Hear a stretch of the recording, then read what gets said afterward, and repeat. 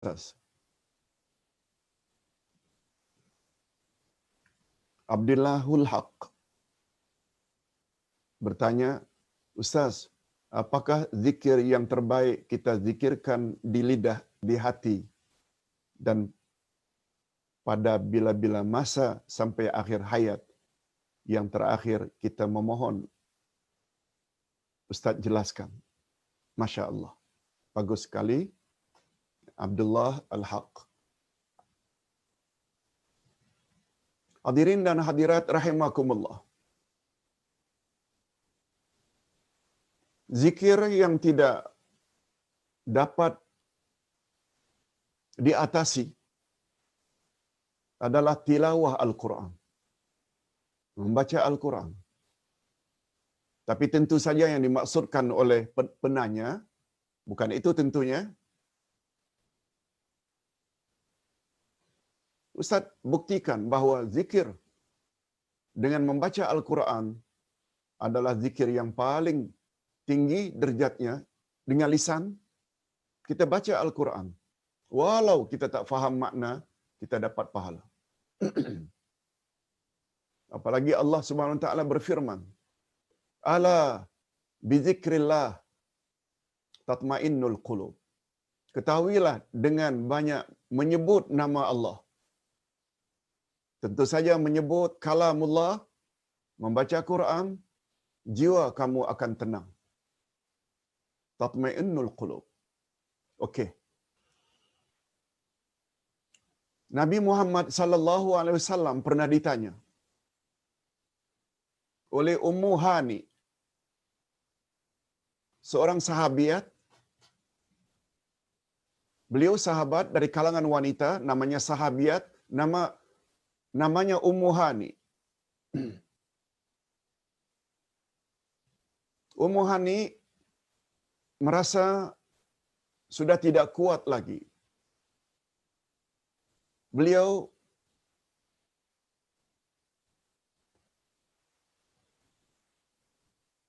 dalam keadaan lemah, paralyzed. Lalu begitu jumpa Rasul sallallahu alaihi wasallam, Ummu Hani kata, "Ya Rasulullah, aku ini sudah lemah, tidak kuat lagi untuk melakukan amal-amal ibadat seperti masa lalu. Dalam keadaan aku sedang duduk-duduk seperti ini, apakah bacaan yang paling baik untuk aku baca supaya dapat ganjaran yang banyak, ya Rasulullah?" Apa kata Nabi? Ummu Hani, engkau baca sajalah Subhanallah, walhamdulillah, wala ilaha illallah, wallahu akbar, wala hawla wala quwata illa billah.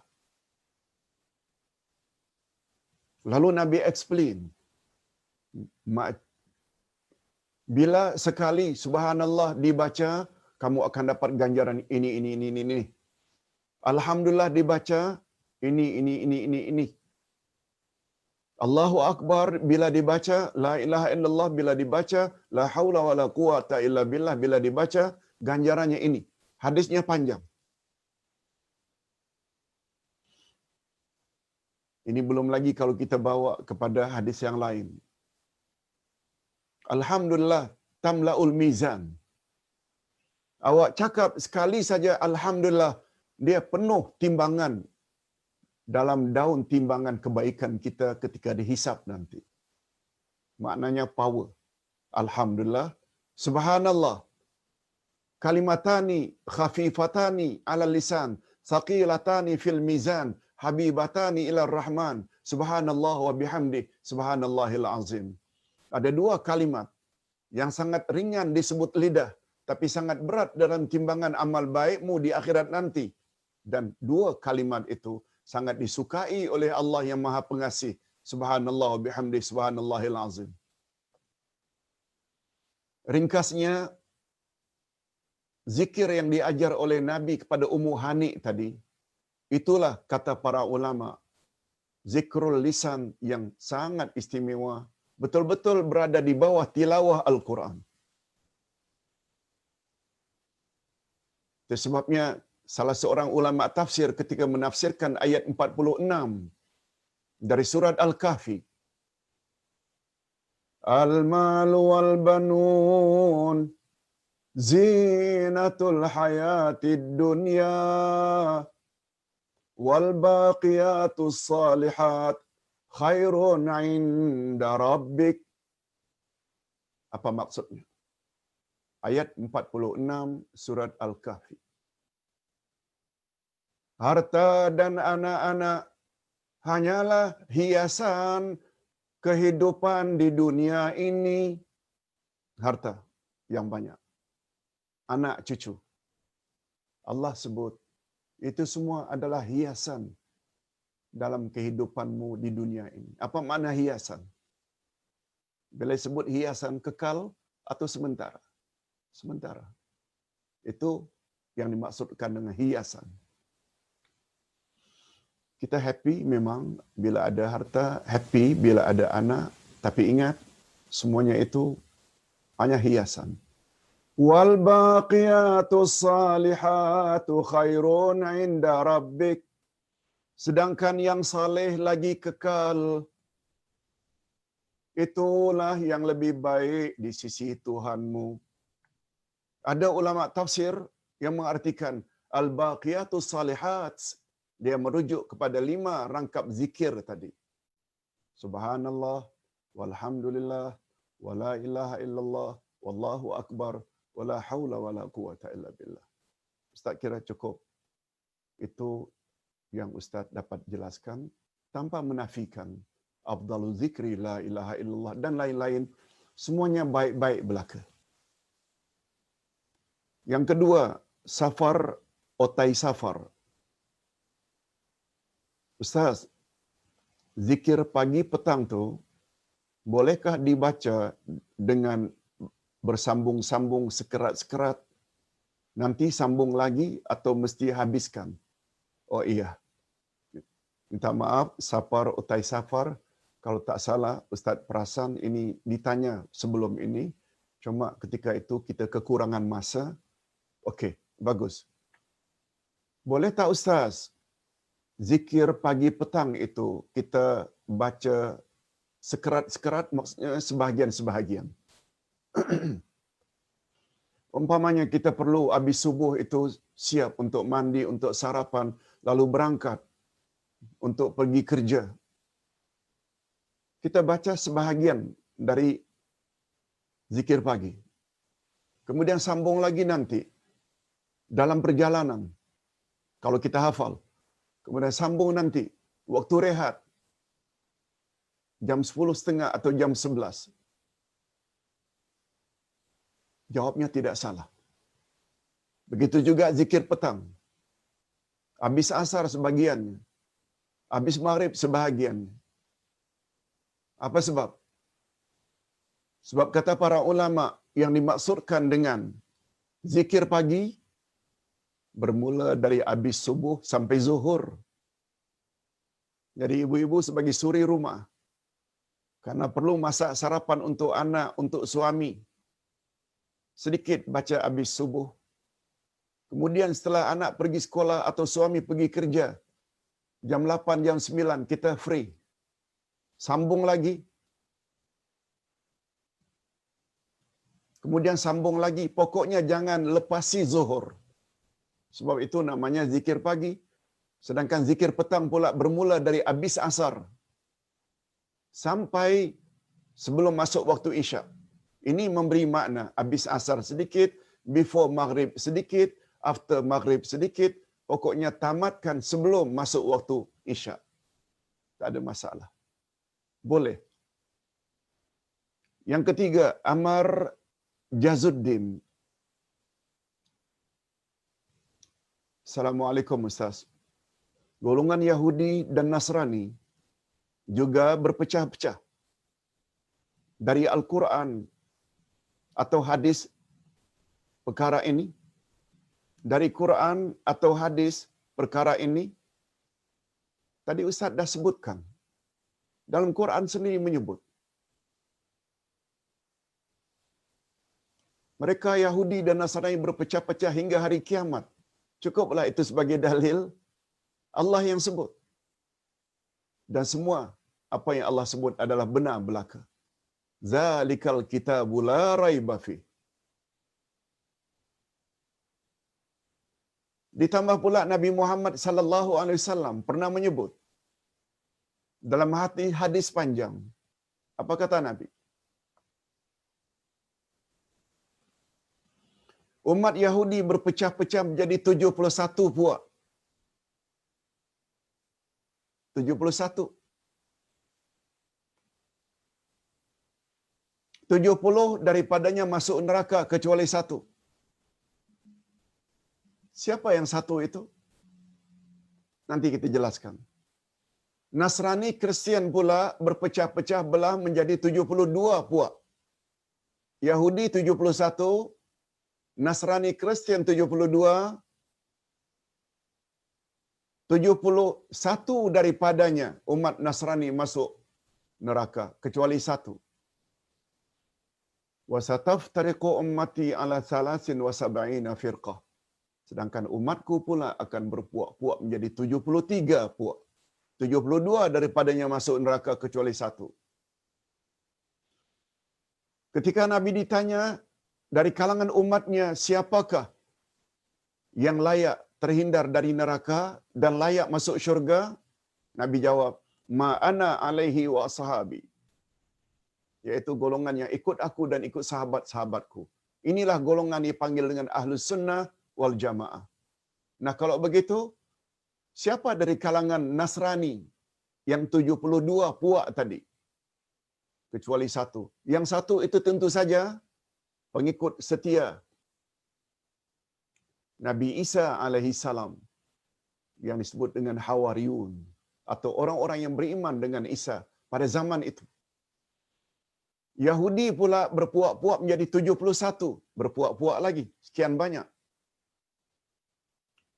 70 daripadanya masuk neraka kecuali satu. Siapa satu itu? Mereka yang setia dan beriman dengan ajaran Nabi Musa alaihi salam. Satu dari ayat Quran, satu dari hadis Nabi, cukuplah sebagai bukti bahawa perpecahan ini bukan hanya dari kalangan umat Islam, tapi juga dari kalangan Yahudi dan Nasrani. Nabi SAW pernah bersabda dalam hadis sahih, Ustaz pernah sebut beberapa bulan yang lalu. Aku minta 3 perkara daripada Allah. Tapi ternyata hanya 2 saja yang Allah terima, yang Allah kabulkan. Tapi yang ketiga, Allah enggan mengkabulkannya. Apa dia 3 itu? Aku mohon kepada Allah agar umatku, umat Islam, jangan dikuasai oleh orang kafir.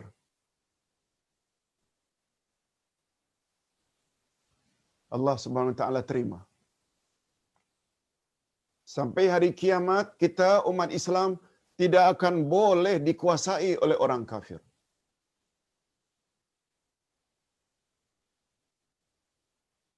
Maksudnya secara menyeluruh. Itu sebabnya Nabi Muhammad sallallahu alaihi wasallam pernah menyebut, umatku yang berada di atas kebenaran akan berkekalan hingga hari kiamat. Mudah-mudahan kita termasuk golongan itu. Yang kedua permintaanku,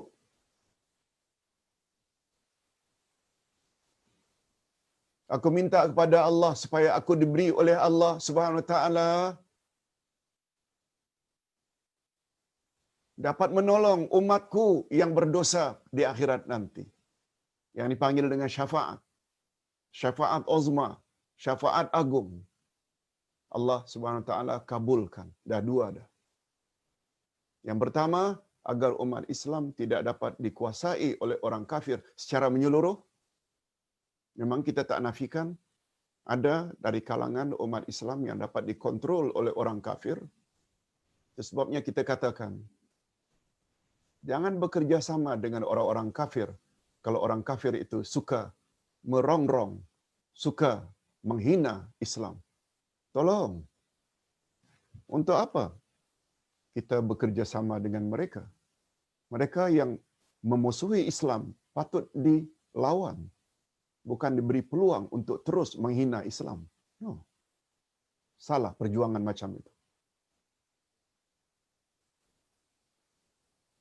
Nabi SAW dah minta pada Allah, orang kafir jangan dapat menguasai kita. Kita akhirnya jadi telunjuk orang-orang kafir. No. Allah Subhanahu Wa Taala akan selamat umat Nabi Muhammad SAW di atas kebenaran hingga akhir zaman. Yang kedua, Nabi meminta supaya beliau diberi oleh Allah izin untuk memberi syafaat kepada umat yang berdosa. Yang ketiga, permintaan Nabi. Permintaan ini yang ditolak. Aku pernah minta kepada Nabi sallallahu alaihi wasallam, maaf, kata Nabi, aku pernah minta kepada Allah Subhanahu wa taala agar umatku jangan berpecah belah, berbalah. Ternyata doa atau permohonanku yang terakhir ini Allah tidak kabulkan. Itu sebabnya bila terjadi perbalahan antara sesama kita umat Islam, itu masalah yang memang sudah menjadi sunnatullah. Cuma harapan kita, harapan Ustaz, jangan kita yang menjadi biang keladi pemecah belah umat. Itu yang tak boleh. Perpecahan ini, itu sudah biasa. Sebab Nabi pernah minta 15 abad yang lalu, tapi Allah tidak kabulkan. Hadis sahih. Okey. Hadirin dan hadirat rahimakumullah. Ummu Atifah. Salam Ustaz. Ada antara ayat-ayat Al-Quran yang perlu kita beri respon dengan cara menjawab. Contohnya ayat dari surat Ar-Rahman. Ayat-ayat tertentu tentang syurga atau neraka dan lain-lain. Bolehkah kita menjawab dalam bahasa Melayu atau mesti jawab dalam bahasa Arab? Terima kasih. Memang betul Ummu Atifah adalah menjadi sunnah Rasul sallallahu alaihi wasallam. Beliau apabila membaca Al-Quran tiba pada ayat-ayat tertentu, beliau akan berhenti sejenak lalu berdoa atau membaca sesuatu. Dalam surat Ar-Rahman umpamanya, yang ayatnya 70 lebih. Setengah daripada surat Ar-Rahman itu 70 lebih, 30 lebih. Kita ulang-ulang ayat yang sama. A'udzubillahi minasyaitonirrajim. Wa bi ayyi ala'i rabbikuma tukadziban. Terhadap nikmat Tuhanmu yang mana lagi yang kamu akan dustakan? Ayat itu mengandung pertanyaan. Kuma di sini, kamu di sini, yaitu dua jenis makhluk. Jin dan insan. Jin dan manusia.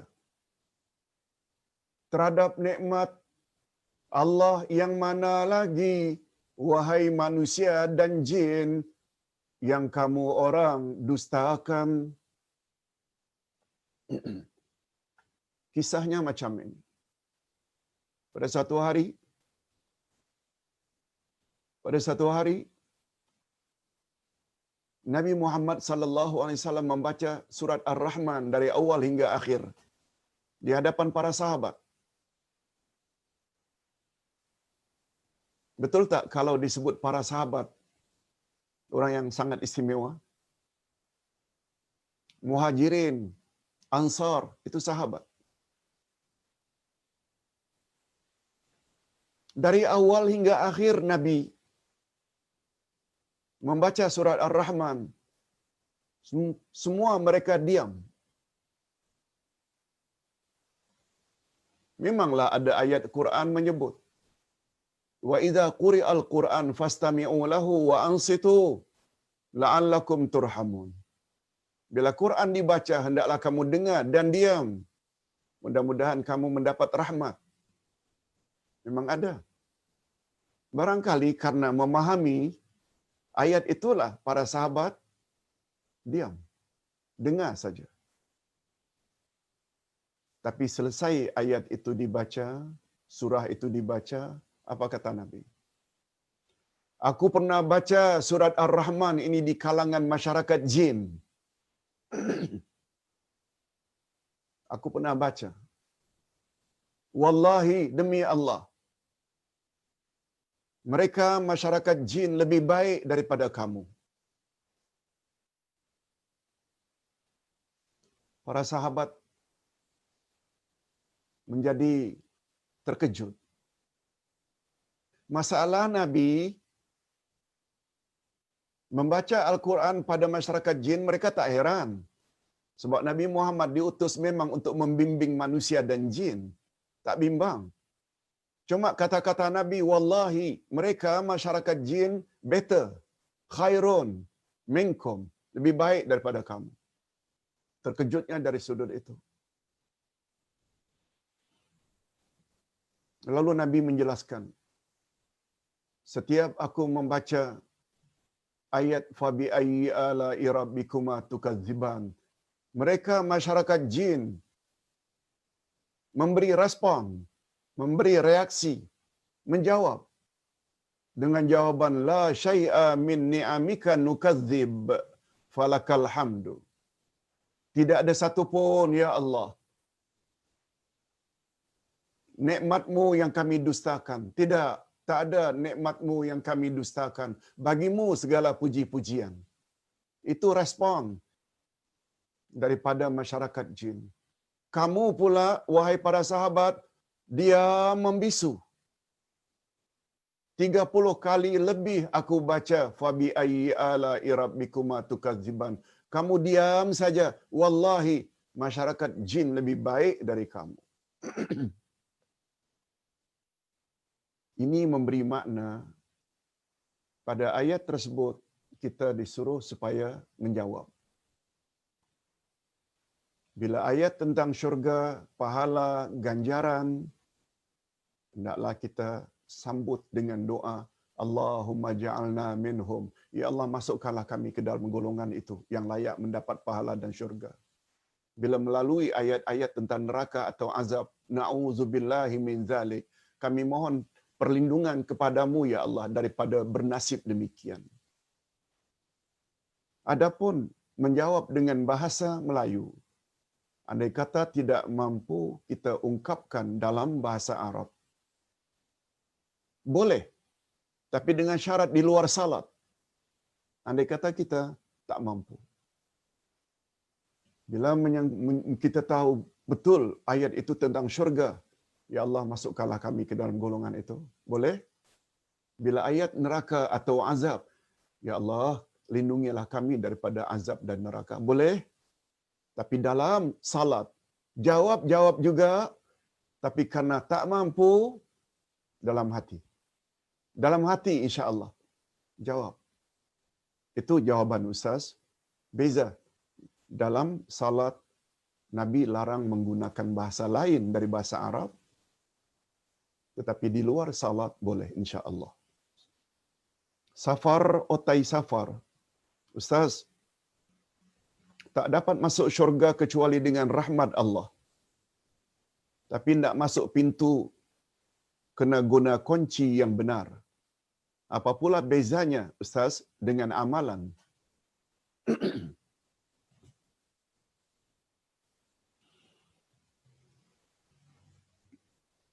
Nabi Muhammad sallallahu alaihi wasallam pernah bersabda, La ilaha illallah miftahul jannah.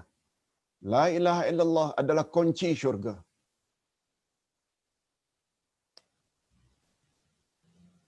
Wahab bin Munabbih. Wahab bin Munabbih,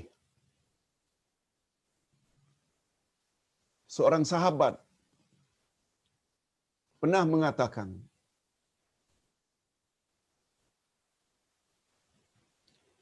Pintu boleh dibuka dengan kunci. Tapi bukankah setiap kunci itu ada gigi-giginya, gerigi-geriginya? Untuk membuka sesuatu perlu kunci. Bukankah setiap kunci itu ada gigi-giginya? Dalam maksudnya. Ustaz ada sebut perkara ini di dalam buku Ustaz Hakikat Dua Kalimah Syahadat. La ilaha illallah ada rukunnya dua, nafi dan isbat. La ilaha nafi, illallah isbat.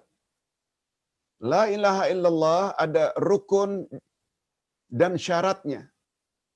Rukun ada dua, syarat ada 7.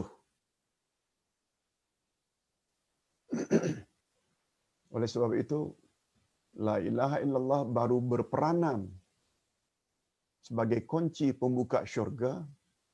Mestilah la ilaha illallah yang kita tahu apa rukunnya dan apa syarat-syaratnya. Sesuatu yang apabila tidak dipenuhi rukun dan syarat, macam salat, tak sah. Macam puasa, tak sah. Bila rukun syarat kita tidak laksanakan. Macam itulah.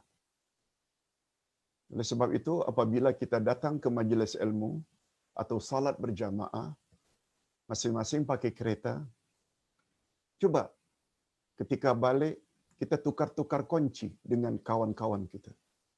Lalu menuju ke mobil masing-masing.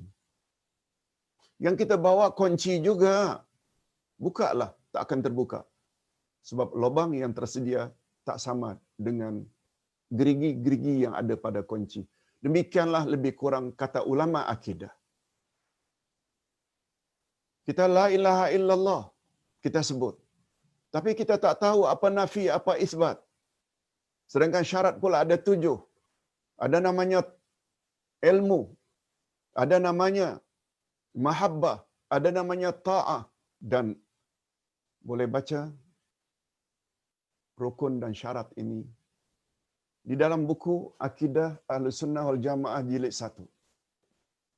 Buku ini ada menyebut rukun dan syarat la ilaha illallah. Oleh sebab itu, barangkali terjawab pertanyaan Safar, Otai Safar, bahawa untuk mendapat rahmat Allah, yang paling utama untuk masuk syurga, mesti kemas la ilaha illallah. Betul tak? La ilaha illallah adalah kalimat tauhid. Tauhid nomor 1 untuk melayakkan kita masuk syurga. La ilaha illallah pula ada rukun syarat.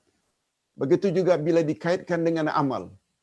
Dengan beramal kita masuk syurga. Tapi Nabi ada sebut tak syarat amal diterima? Ada 2. Mesti ikhlas lillahi ta'ala. Dan amal ibadat itu mesti ikut cara Rasulullah. Tapi beramal tapi banyak buat bid'ah yang tidak pernah datang dari Nabi.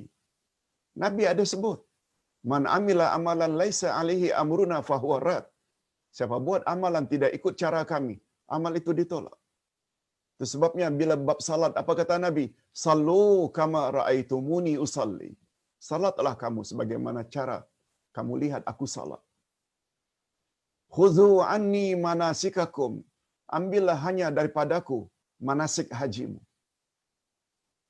Dari 2 hadis itu cukuplah. Kita tahu bahawa amal yang diterima dan selanjutnya kita layak masuk syurga, mestilah ikhlas lillahi ta'ala, itu 1. Yang kedua, mestilah ikut cara Nabi Muhammad sallallahu alaihi wasallam. Itu sebabnya Ustaz cenderung pada pendapat Imam Ibnul Qayyim ketika membahas tentang falsafah rukun Islam. Salat, puasa, zakat, haji. Betul tak keempat-empat ibadat utama ini berada di bawah 2 kalimah syahadat? Kata beliau, ini memberi isyarat. Semua ibadat tersebut baru Allah terima bila memenuhi 2 syarat yang tersirat di dalam 2 kalimah syahadat. Yang pertama, ikhlas. Itu terdapat di dalam la ilaha illallah. Tiada Tuhan yang berhak disembah melainkan Allah. Ingin diterima, salat, puasa, zakat, haji mesti lillah. Jangan buat syirik, jangan riak. Walaupun riak itu syirik kecil, dia tolak. Tapi ikhlas saja tidak cukup. Wa asyhadu anna Muhammad Rasulullah membawa makna ittiba'u Muhammad.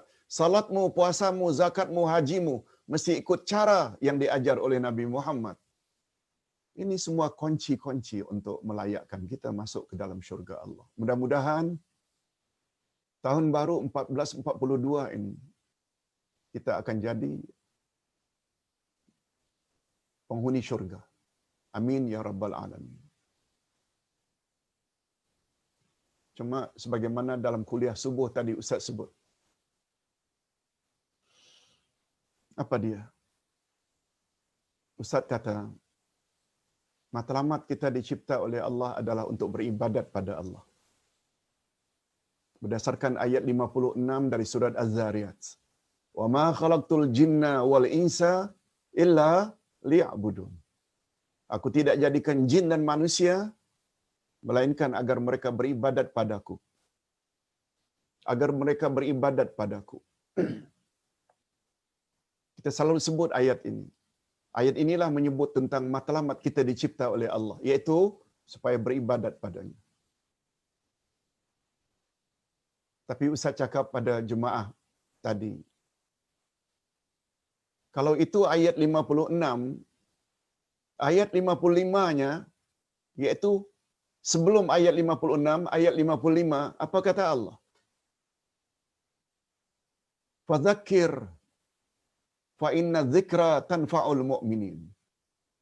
Beri peringatanlah wahai Muhammad. Fadzakir, berilah tazkirah hai Muhammad. Berilah nasihat hai Muhammad. Fa inna dzikra, kana tazkirah, nasihat, tanfa'ul mu'minin, bermanfaat bagi orang-orang yang beriman. Apa rahasianya? Ayat 56 menyebut matlamat kita dicipta oleh Allah adalah untuk beribadat pada Allah.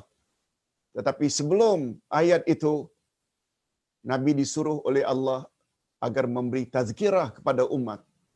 Karena tazkirah itu bermanfaat kepada orang-orang yang beriman. Ini memberi isyarat. Ibadat kita kepada Allah tak akan diterima oleh Allah. Dengan kata lain, tak akan sempurna bila kita tak suka dengar tazkirah. Dengan tazkirah dapat ilmu. Tazkirah bermanfaat untuk diri kita. Dengan ilmu yang ada, baru kita beribadat pada Allah.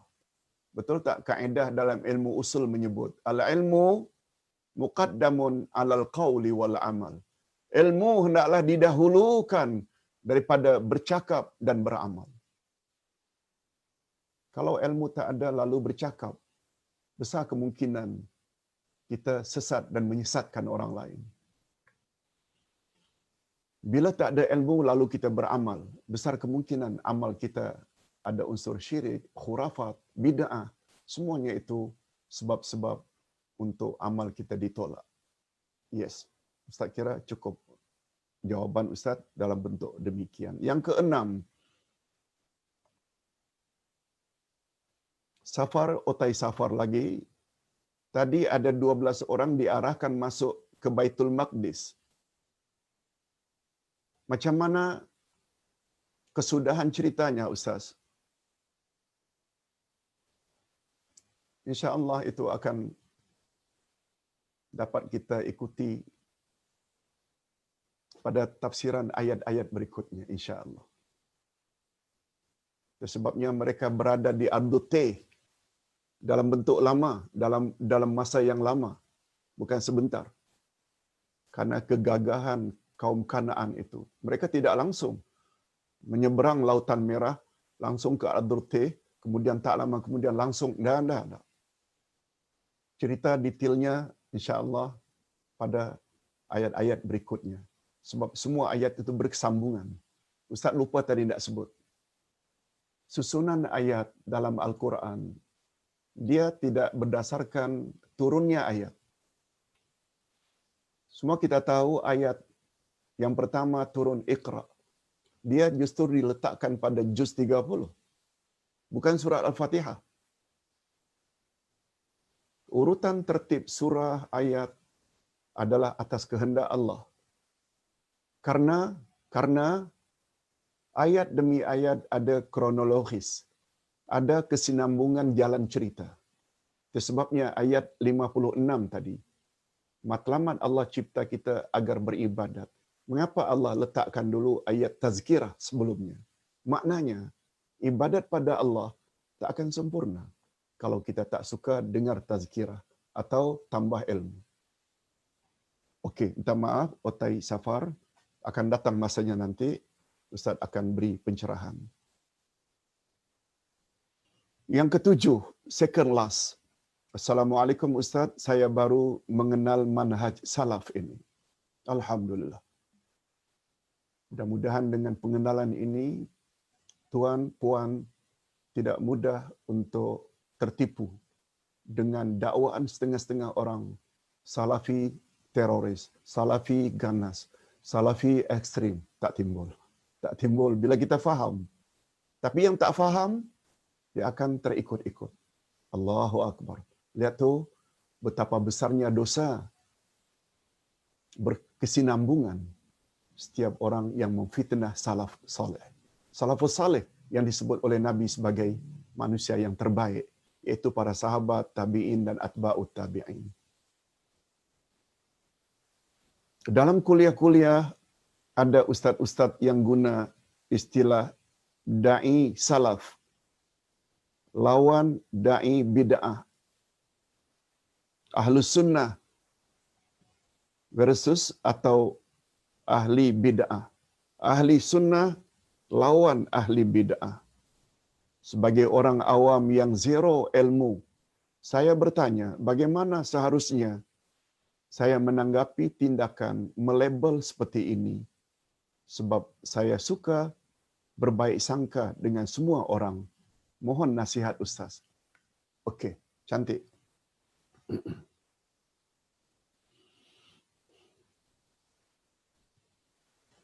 Hadirin dan hadirat,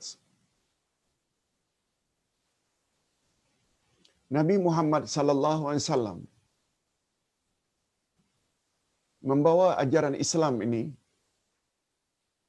atau ingin membentuk umatnya menjadi ummatan wasata. Ummatan wasata.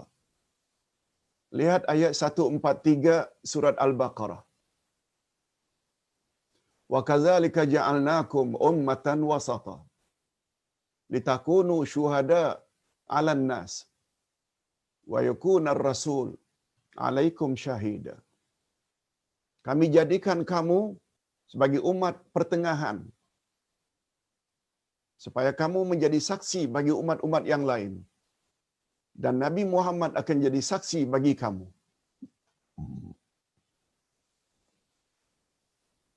Ustaz baru terlihat beberapa hari yang lalu beberapa YouTube video Ustaz ketika berada di London berucap atau memberi ceramah di depan atau dalam grup kedutaan Malaysia di London. Lama dah, 8 tahun yang lalu. 2012. 2012. Pertanyaan ini ada kaitannya. Ustaz sudah WhatsApp kalau tidak salah atau masukkan dalam Facebook. Topik yang dibahas adalah wasata dalam dakwah. Sederhana dalam dakwah. Pertengahan dalam dakwah. Video yang durasinya lebih kurang 24 minit itu bersama Dr. Asri, Dr. Juanda, kami dibawa oleh Raja Muda Perlis untuk ziarah London, Spanyol, lihat Cordoba zaman itu, 8 tahun yang lalu. Sampai di London, kedutaan Malaysia minta kami beberapa orang memberi pandangan tentang wasata, wasitiyah. Lalu sampai kepada giliran Ustaz diminta Sebab background Ustaz banyak kepada dakwah.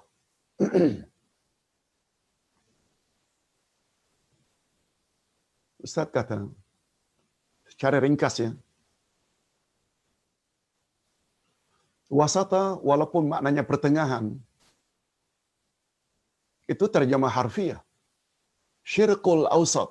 Syirqul awsat itu adalah terjemahan untuk Middle East. Middle East, Timur Tengah. Orang Indonesia menggunakan istilah untuk pengadil bola sepak ke, bola kaki, kata orang Indonesia, badminton ke, sepak takraw ke, pengadil, Indonesia panggil wasit. Wasit. Wasit itu orang tengah. Wasata tengah. Ummatan wasata, umat yang tengah. Itu literal translation. Tapi dalam tafsirnya, dia membawa makna al-adlu khairun, al-khairu wal-adlu. Baik dan adil. Itu makna wasata. Yang terbaik, kalau kamu ingin menjadi orang yang adil dalam beragama, mesti wasata. Wasata dengan makna adil. Apa makna adil? Meletakkan sesuatu pada tempatnya. Meletakkan sesuatu pada tempatnya.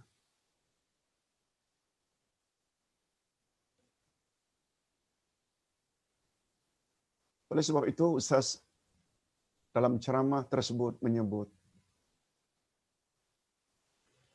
Allah Subhanahu wa taala berfirman, seluruh jenis manusia dalam kerugian kecuali mereka yang ada 4 sifat. Semua kita tahu, iman, amal saleh, dakwah, menyampai kebenaran dan sabar. Dan sabar. Ini tertera di dalam surat Wal Asri. Seluruh jenis manusia dalam kerugian kecuali mereka yang ada iman, yang beramal saleh, yang berdakwah dan yang sabar. Ini memberi makna sekedar mempunyai ilmu dan iman, lalu amalkan secara pribadi, belum lagi bebas kita dari kerugian dalam mata Tuhan, dalam pandangan Allah, kecuali kita berdakwah semampu yang boleh. Cuma bila kita dah menyampaikan kebenaran, ada orang suka dan ada orang yang benci. Di situ kita perlu sabar. Sabar bukan terhadap orang yang benci saja, tapi juga sabar terhadap orang yang memuji. Jangan sampai riak. Orang sabar, jangan give up. Jangan berhenti berdakwah. Itu makna sabar. Jadi kembali kepada penggunaan tadi. Ada setengah-setengah ustaz menggunakan ini da'i salaf, ini da'i bid'ah, ini ahli sunnah, ini ahli bid'ah. Semua istilah-istilah itu barangkali ingin membezakan. Kalau orang itu dikatakan da'i salaf, dia hendaklah betul-betul ikut sebagaimana yang Nabi ajar dan para sahabat. 3 kurun pertama. Mesti konsekuennya itu. Konsekuensinya mesti ikut. Golongan 3 kurun pertama. Kita dah bahas tentang salaf. Ada salaf zamani, ada salaf manhaji. Yang dimaksudkan kita hari ini, walaupun bukan berada di zaman salaf 3 kurun pertama, sebab kita sudah berada di kurun 15, 12 abad dah kita tinggalkan, tapi kita still boleh jadi salaf. Tapi salaf apa namanya? Salaf manhaji. Iaitu jalan, kurikulum, syllabus, sistem, metodologi. Berimanlah macam imannya Abu Bakar, beribadatlah macam cara ibadatnya Umar ibn Khattab, memiliki akhlaklah macam akhlaknya Osman ibn Affan dan Sayyidina Ali radhiyallahu anhu. Oleh sebab itu, bila kita terima istilah-istilah seperti itu sedangkan kita tidak ada ilmu tentang salaf, ini masalahnya. Bila kita tidak faham apa makna bid'ah. Nah, Ustaz juga telah sebut sebab-sebab utama munculnya bid'ah dalam Islam. Betul tak? Yang paling utama adalah karena kejahilan. Terutama kejahilan terhadap Al-Quran, kejahilan terhadap sunnah Nabi sallallahu alaihi wasallam. Jangan bimbang, selagi kita tambah ilmu, khasnya ilmu tentang Al-Quran dan sunnah Nabi sallallahu alaihi wasallam, kita akan selamat. Terserahlah orang nak gunakan istilah apapun, terserah. Tapi bagi kita yang ada ilmu, betul tak peranan ilmu ini untuk membezakan mana yang hak, mana yang batil? Itu sebabnya kata salafus saleh, Ustaz ingin ulang sekali lagi, kalau ingin tahu ilmu yang sebenar dari mana? Coba salafus saleh yang cakap. Al-ilmu ma qala Allah wa ma qala Rasul. Ilmu yang sebenar-benar ilmu ialah apa yang Allah firmankan dan apa yang Rasul sabdakan.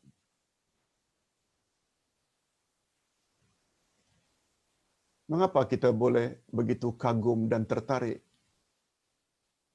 Buku bila dikarang oleh orang-orang yang terkenal hebatnya ilmunya.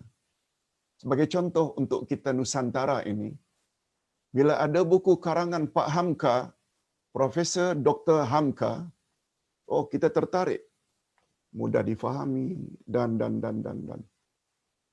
Begitu juga profesor dan doktor-doktor, bila yang mengarang satu buku, oh kita ambil berat.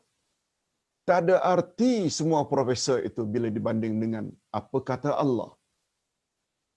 Allah berfirman dalam ayat 147 Al-Baqarah, Al-haqqu mir rabbik. Kebenaran itu datang dari Tuhanmu. Fala takunanna minal mumtarin. Jangan jadi orang yang ragu. Zalikal kitabu la raiba fi. Semua kita tahu. Manusia pula bernama Muhammad. Nabi Muhammad itu maksum, tak pernah buat salah. Kalaupun beliau ada diiringi oleh qarin syaitan, dan menurut beliau syaitan itu telah memeluk Islam sehingga tidak suruh beliau kecuali yang baik-baik belaka.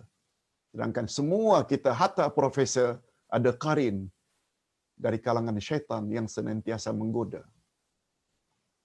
Sebagai contoh, itu sebabnya muncul kata-kata sahabat, ilmu ialah apa yang Allah firmankan dan apa yang Rasul sabdakan. Oleh sebab itu, memahami kalamullah, memahami kalamur Rasul sangat mustahak supaya kita tidak sesat. Dan Nabi telah janji pun, aku tinggalkan dua pedoman. Selagi kamu berpegang teguh, kamu tak akan sesat buat selama-lamanya, iaitu Quran dan sunnahku. Baik, yang terakhir. Harman Harun. Ustaz, selaku orang awam, didedahkan dengan sifat 20. Sedangkan dalam Al-Quran, sifat Allah itu lebih daripada itu. Mohon pencerahan dari Ustaz. Terima kasih Harman Harun.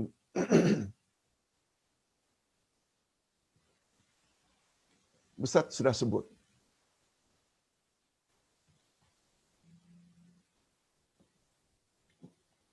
Awwaluddin ma'rifatullah. Awal-awal agama mengenal Allah.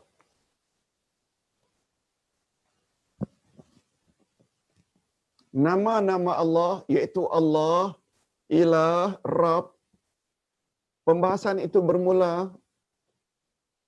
lebih kurang muka surat yang ke-100 atau 94 dalam buku ini.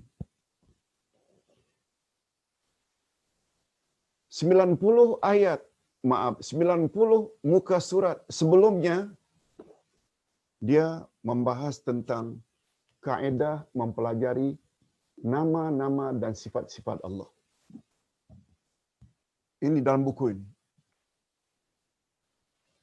Ustaz singkatkan pertanyaan karena kita telah melebihi jam 12. Salah satu kaedah nama-nama Allah. Apa dia kaedah itu? Setiap nama Allah di dalamnya ada sifat Allah. Al-Hayyu Maha Hidup, di dalamnya ada sifat hidup, hayat. As-Sami Maha mendengar, di dalamnya ada sifat sama, mendengar. Al-Alim Maha mengetahui, di dalamnya ada sifat al-ilmu.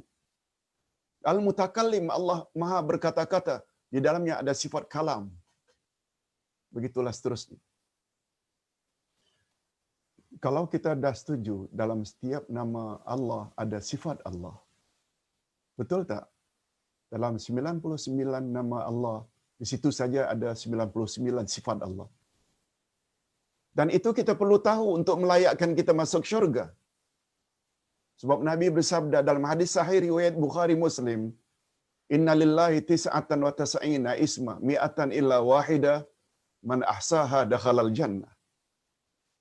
Allah memiliki 99 nama. 100 kurang 1. Siapa yang memeliharanya, dia layak masuk syurga. Memelihara dengan makna hitung dalam jumlah 99, faham makna satu demi satu dari nama-nama Allah. Yang ketiga, berdoa pada Allah dengan menyebut nama-nama itu. Okey. Kalau nama Allah ada 99, betul tak di situ saja ada 99 sifat Allah? Siapa yang membatasi yang kita hanya wajib ketahui 20? Kalau 20 kita perlu tahu sifat Allah wajib, kemana 79 sifat Allah lagi kita buang? Kemana? Yang jelas bagi Ustaz, menetapkan wajib mengetahui sifat Allah 20 bukan datang dari mulut Nabi dan bukan datang dari mulut para sahabat dan bukan itu akidah atau keyakinan salafus saleh. Nah, cukuplah dengan isyarat itu. Ustaz tidak mau mempertikaikan, silakan, tapi pahamilah. Ini yang kita maksudkan tazkirah, nasihat. Jangan sampai meninggal dunia baru kita menyesal. Ustaz kira cukup sampai di sini dulu. Mohon maaf, hari ini agak melebihi dari masa yang telah ditetapkan, lebih 12 minit. Kita jumpa lagi esok insya-Allah hari Jumaat dengan 2 sesi, jam 8 dan jam 10. Wabillahi taufik wal hidayah. Assalamualaikum warahmatullahi wabarakatuh.